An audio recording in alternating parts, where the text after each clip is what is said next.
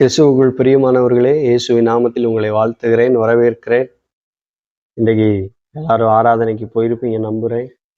விடுதலையோடு ஆராதிச்சீங்களா? ஆண்டவரை முழு மனதோடு ஆராதிச்சீங்களா?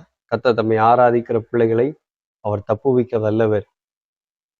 ஆகவே இன்றைக்கு உங்களோடு தேவன் பேச விரும்புகிற ஒரு காரியம், நெகேமியாவின் புஸ்தகம் 4வது அதிகாரம் 3வது வசனத்தில், நெகேமியா அலங்கம் இடிக்கப்பட்ட செய்தியை கேட்ட பொழுது அவர் மீண்டுமா எருசலேம் பட்டணத்திற்கு வந்து எல்லா ஜனங்களுக்கும் ஒரு அறைகூவல் விடுகிறார். எழுந்து கட்டுவோம் வாருங்கள் என்று சொல்லி. ஆகவே அங்கே இருக்கிற ஒவ்வொருவரும் அவரோடு கூட அலங்கத்தை மீண்டும் கட்ட ஆயத்தப்படுகிறாங்க. அப்பொழுது சன்பல்லாத்தும் தொபியாவும் இந்த செய்தியை கேட்டு இவர்களை ஏளனம் பண்ணுகிறாங்க.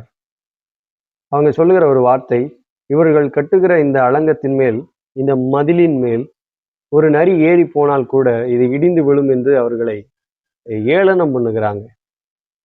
இன்றைக்கு நான் சொல்லுகிறேன், அந்த மதில் மாத்திரமல்ல, உங்களை சுற்றி இருக்கிற மதிலும் இடிந்து விழுவதற்கு வாய்ப்பே இல்லை. காரணம், நம்முடைய மதில் அவருக்கு முன்பதாக இருக்கிறது. அவரே நம்மை சுற்றி மதிலாய் இருக்கிறார். சகரியாவின் புஸ்தகத்தில் வசனம் இப்படி சொல்லுகிறது, அதற்கு அதை சுற்றிலும் அக்கினி மதிலாய் சூழ்ந்திருக்கிறார். ஆகவே பிரியமானவர்களே, உங்கள் அலங்கத்தில்